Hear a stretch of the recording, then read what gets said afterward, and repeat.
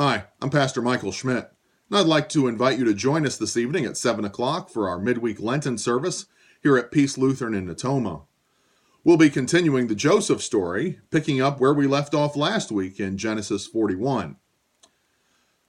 There is no break in the action this week, so there's no real story to fill in that we're missing as we go along. We'll actually be picking up right where we left off.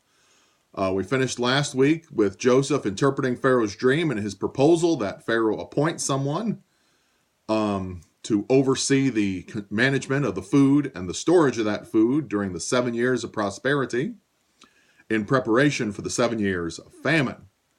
And then tonight we'll be picking up immediately with the very next verse where Pharaoh says, "That's a great idea, Joseph, you're hired." So I'd like to take this video and talk about one of the sort of the overarching Joseph story, and one of the things that comes through, or maybe perhaps doesn't come through. And that is sort of the change in the way God is working at this point in Genesis. Throughout Genesis and, picking up once again in Exodus, God is immediately interacting with his people. He almost has a regular lunch date with Abraham as they're moving along. And he talks to Isaac and he interacts a little bit with Jacob there earlier in his life.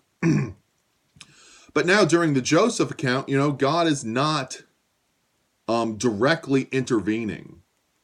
Joseph has dreams and other people have dreams, and they're dreams from God.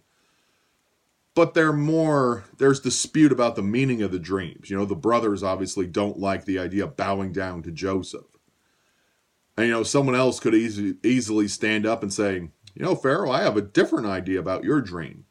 There is no direct revelation from God, as we're used to seeing, even with Jacob's ladder, where Jacob has the dream of the ladder and ascending into heaven, and God is directly talking to Jacob there, or God directly talks to Abraham, or God directly talks to Moses in Exodus. Here we have a very different action with God. It's very similar to what happens in the book of Esther. God does not literally intervene, but God is sort of the behind-the-scenes player. He's the one directing all the pieces and moving them into their proper spaces so that when things happen, we know it is the work of God, although God has not literally picked up the piece and moved it. Very much similar to, our lives today. The Joseph story is really a picture of our lives today. Are things happening? Absolutely they're happening. Is it good luck? You could say Joseph has good luck, here with the prisoner remembering his dream and then able to interpret it for Pharaoh and then get appointed. And he has bad luck when he's thrown into the pit and sold into slavery by his brothers. And, when Potiphar's wife makes false accusations. And, the unbeliever would look at this and say it's all karma. It's all just karma and good luck and bad luck. And you never know what's going to happen. It's just a roll of the dice. But for the believer, for us, we look at this story of Joseph and we know that God is at work. God is directing the pieces. God is directing the interactions here. It's God who gives Joseph the ability to interpret the dreams here. It's God who moves Joseph around and gets him in the right place at the right time. It's God who will bring the brothers to Egypt so that they might see Joseph again.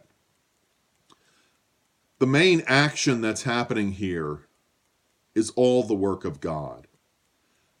And that is what we remember here. And that's what we remember in our own lives. It's not karma. It's not good luck or bad luck. It's not some random chance of the stars or some good fortune or bad fortune that you read in your horoscope this morning. What we see here is the work of God being displayed. You may not directly see it in your lives. God may not appear to you in a dream. God may not walk up to you and sit in your tent and feast and wait for you to make him lunch. God may not appear in a burning bush for you.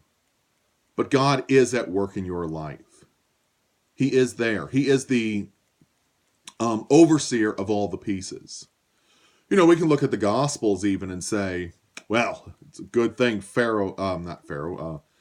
Caesar ordered that census. Otherwise, how would we get Jesus to Bethlehem? No. God, at the right time, God ordered all these things into being. It looks like Caesar ordered the census. It looks like Pharaoh says, Joseph, you're hired. It looks like the brothers just randomly show up. It is God at work. God is directing. God is interacting.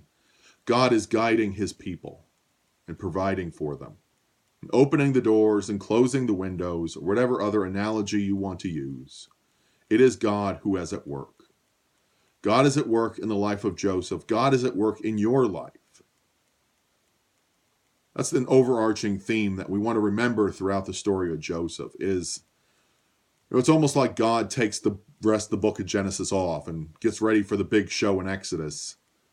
But no, God is still at work. God is directing all things for his people, providing for them, caring for them, sustaining them, just as he does for you today, just as he does in Genesis and Exodus. May the Lord bless your day. We hope to see you tonight at 7 o'clock as we continue with Joseph's rise to power and his appointment as second in command, and how that points us to Christ. Have a great day.